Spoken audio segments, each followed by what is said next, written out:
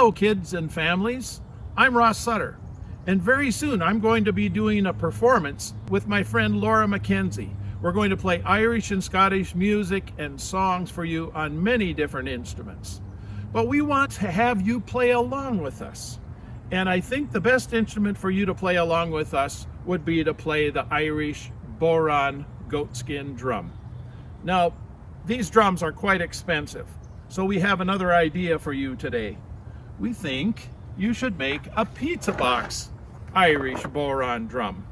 So go to your favorite pizza place and order a pizza and take it home, and you can make your drum after you eat all the pizza.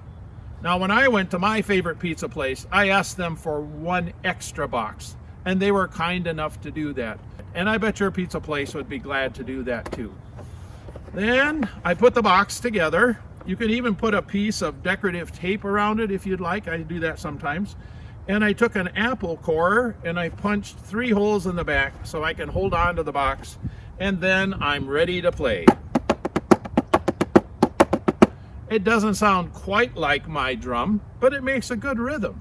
And I've been to many festivals and workshops, and this is what they use to teach people how to play the Irish drum.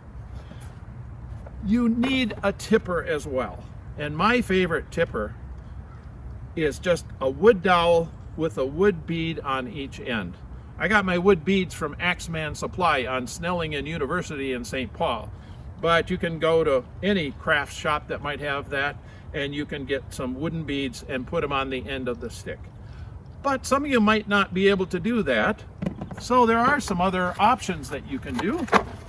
One thing is to take a wood dowel and some masking tape and wrap it around the end of the wood dowel.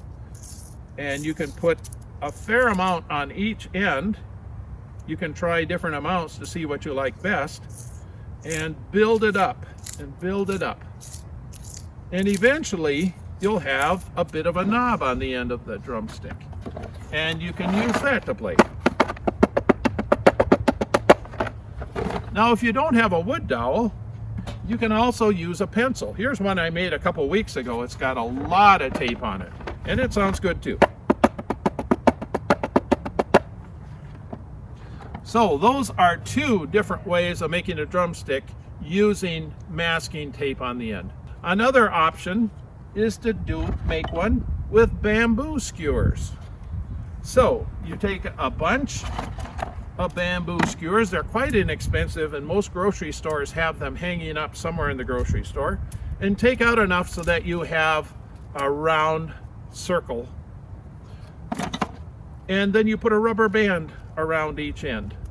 Now, they usually have a short, pointy end. So take a scissors and cut off those pointy ends so that you don't accidentally poke yourself. And you're going to end up with a drumstick with a slightly different sound. That's kind of cool. It almost sounds a little bit like a brush. You know, they use these on all kinds of drums. They call them hot rods. And one of the main places they make these is right here in the Twin Cities. So those are 2 really good options. Now, what else could you use?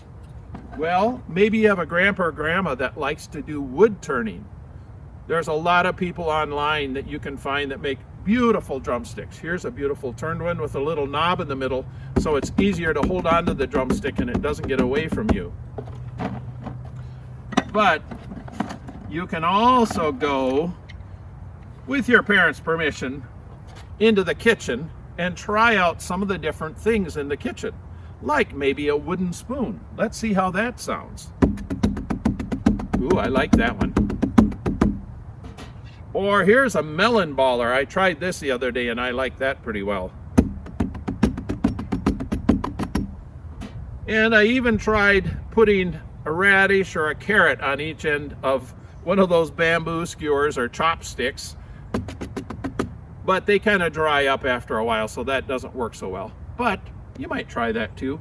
You can sharpen the ends if you're going to use vegetables on the end in your pencil sharpener. That works pretty well. Well, what do you do once you have your drumstick? Then it's time to learn to play the rhythms. Now, in Irish music and Scottish music, 2 of the favorite kinds of tunes that we play are jigs and reels. Jigs are in 3 and reels are duple, or they go 1, 2, 3, 4, 1, 2, 3, 4. You might start with the reel first, because I think playing the even numbered beats is a little bit easier. So you go down, up, down, up, down, up, down, up, down, up, down, da da da da dee da dum da dee da da dum da dee da, down, up, down, up, down, up, down. Watermelon, watermelon, watermelon, watermelon, watermelon, watermelon, watermelon, watermelon is the word you can say to get the rhythm going. Dum dum dee da dee da dee da dum da dee da dee da da dee da dum da dee dee dum dum dee da. Watermelon, watermelon, watermelon, what? But start slow. Put on any of your favorite music and try and play along. The other beat we use, of course, is the jig. And that goes down, 2, 3, up, 2, 3, down, 2, 3, up, 2, down, 2, 3, up, 2, 3, down, 2, 3, up, 2. On the word down and the word up, I try and hit a little bit harder. So it's 1, 2, 3, 2, 2, 3, 1, 2, 3, 2, 2, 3. And my friend Laura said, say the word jiggity, that's maybe even easier. Jiggity, jiggity, jiggity, jiggity, jiggity, jiggity, jiggity, jiggity, jiggity, jiggity, jiggity, jiggity, jiggity. I da dee da dee da dee da dee da dee da dee da dee da dee da dee da dee da dee da dee da dee da dee da dee da dum. You can't play jigs too slow or the dancers will be very unhappy, because it's very hard to dance an Irish jig slowly. Now we'll be playing jigs and reels in our show, so practice both kinds of beats and see if you can be all set to go when we do our show for you very soon.